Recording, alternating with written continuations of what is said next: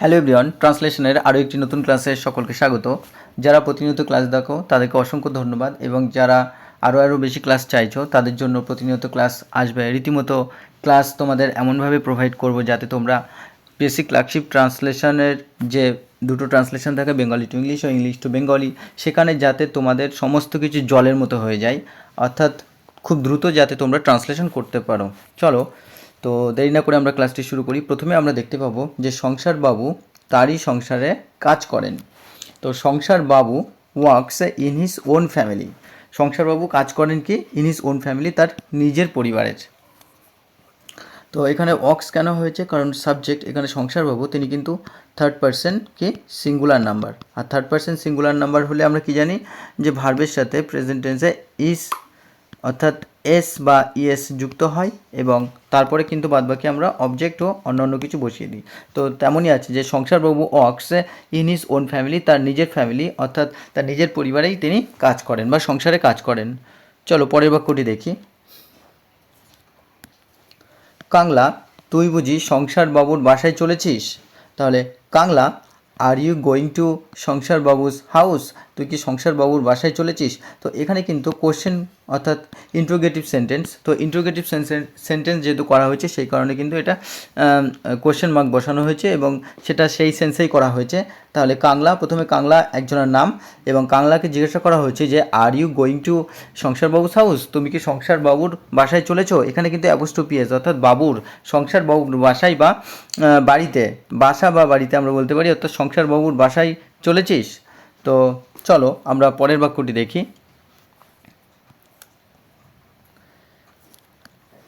সেখানে কংসবধে সং সাজতে হবে। তাহলে দেয়ার অর্থাৎ সেখানে you will have to dress up. You will have to অর্থাৎ ভবিষ্যৎকালে কিন্তু আমরা কোনো কিছু করতে হবে, কোনো কিছু কি কোনো কিছু করতে হবে বোঝাতে, কোনো কিছু করতে হবে বোঝাতে কিন্তু আমরা তাহলে subject plus shall oblique will plus have plus to plus ভার্বের 1 নম্বর ফর্ম বসাই। তো সেইভাবেই তাহলে you will have to dress up, তোমাকে সাজতে হবে পোশাকে কি অফ এ ক্লাউন, একজন সঙের পোশাকে তোমাকে সাজতে হবে in the acting of king of Kansa, অর্থাৎ কংসবধের যে অভিনয় বা অ্যাক্টিং সেখানে কিন্তু তোমাকে কি একটা সঙের পোশাকে তোমাকে সাজতে হবে। তো এখানে কিন্তু ড্রেস আপ অর্থাৎ পরিধান করতে হবে বা পোশাকে সাজতে হবে। এই ড্রেস আপকে কিন্তু আমরা মেকআপও বলতে পারি, যে মেকআপ অর্থাৎ সাজতে হবে, বা আমরা বলতে পারি get up.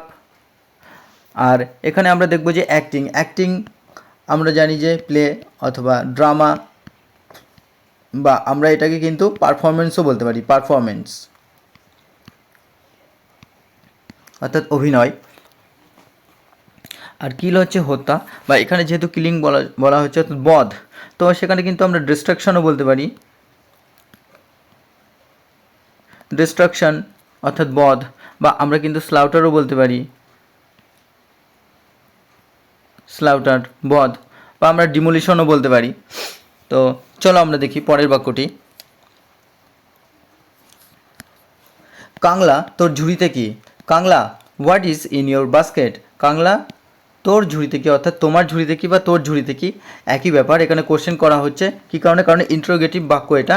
R what is in your basket, তোমার বাস্কেটে বা তোমার ঝুড়িতে কি, এই কারণে কিন্তু আমরা ইন্টারোগেটিভ সেন্টেন্স ব্যবহার করেছি। তো এটা ইজি আছে। চলো পরের বাক্যটি লক্ষ্য করি। ঝুড়িতে আছে পালং শাক, পেরিং শাক, ট্যাংরা মাছ, চিংড়ি মাছ। তো দ্য বাস্কেট কন্টেন্টস অর্থাৎ ঝুড়িতে আছে কি স্পিনাচ অর্থাৎ পালং শাক, পি গ্রিনস অর্থাৎ পিরিং শাক, ট্যাংরা ফিশ, ট্যাংরা মাছ অ্যান্ড শ্রিম্প অর্থাৎ চিংড়ি মাছ।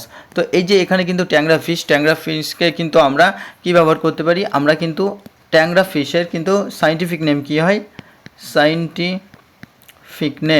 সাইন্টিফিক নেমে অর্থাৎ বৈজ্ঞানিক নাম আমরা কি জানি যে সেটা কিন্তু বাতাসিয়া কি টেঙ্গানা, বাতাসীয় টেঙ্গানা।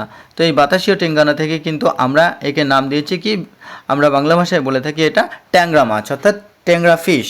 আর শ্রিম্প হচ্ছে চিংড়ি মাছ। তো সেই কারণে আমরা এখানে বলে থাকি যে the basket contents spinach, P Greens, ট্যাংরা ফিশ অ্যান্ড শ্রিম্প, অর্থাৎ ঝুড়িতে আছে পালং শাক, পিরিং শাক, ট্যাংরা মাছ আর চিংড়ি মাছ। তো এই কন্টেন্টস অর্থাৎ আছে। তো কন্টেন্টসকে কিন্তু আমরা অনেকগুলো সমার্থক শব্দ লিখতে পারি, যেমন কম্প্রাইজ। তো যখন যেটা আমাদের মনে পড়বে আমরা কিন্তু সেইভাবে লিখব, অর্থাৎ যখন আমাদের ট্রান্সলেশনের আমরা এক্সামে যাব, আমাদের যেটা যেই মুহূর্তে মনে পড়বে তো আমরা সেটা দিয়ে শুরু করে দেবো, তো সবগুলোই কিন্তু কারেক্ট হবে। তাহলে আমরা এইভাবে বলতে পারি দ্য বাস্কেট কন্টেন্টস, অথবা দ্য বাস্কেট কম্প্রাইজেস, অথবা দ্য বাস্কেট ক্যারিজ, অথবা দ্য বাস্কেট হোল্ডস। তো সবটাই কিন্তু সঠিক। তোমরা তোমাদের সুবিধার্থে এবং তোমাদের ভোকাব বাড়ানোর ক্ষেত্রে, ইনক্রিজ করার ক্ষেত্রে এই ওয়ার্ডগুলো কিন্তু অবশ্যই লিখে রাখবে। সাথে সাথে যখন প্র্যাকটিস করবে, এই ট্রান্সলেশনগুলো প্র্যাকটিস করতে থাকবে, তখন এগুলো লিখে নেবে, তোমাদের সুবিধা হবে এবং তোমাদের দ্রুত ট্রান্সলেশনের কিন্তু কাজে লাগবে। চলো পরের বাক্যটি লক্ষ্য করি। সংসার বাবুর মা চেয়েছেন, তাহলে কি সংসার বাবুস মাদার, অর্থাৎ সংসার বাবুর কি মাদার কি ওয়ান্টেড ইট, অর্থাৎ এটা চেয়েছেন বলতে এটা চেয়েছিলেন, সেই জন্যই তো নিয়ে যাচ্ছিল কাংলা।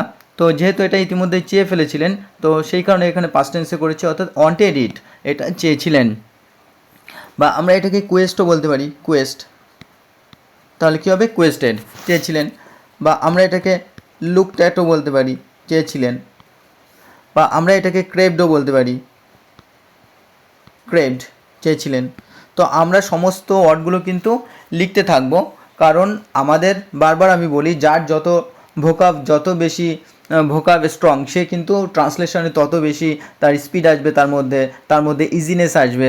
সুতরাং তোমরা এগুলো লিখে নেবে এবং কোনো ধরনের কার্পণ্য করবে না, কারণ এগুলি কিন্তু খুব কষ্ট করে তোমাদের জন্য তৈরি করা হয়, কারণ তোমরা বারবার বলতে থাকো যে ট্রান্সলেশনের ক্লাসগুলো কন্টিনিউ করতে, এবং সেই কারণে কিন্তু এগুলো কন্টিনিউ করা। এবং এরপরে পরবর্তীতে আরও ভিডিও আসতে থাকবে, ক্লাস আসতে থাকবে। তোমরা চ্যানেলটির পাশে থেকো, যারা প্রথম তারা অবশ্যই সাবস্ক্রাইব করে পাশে থাকা বেল আইকনটি প্রেস করে রেখো, এবং যারা প্রতিনিয়ত ক্লাস দেখো তাদেরকে অসংখ্য ধন্যবাদ। তোমরা বেশি বেশি করে লাইক কমেন্ট শেয়ার করতে থাকো।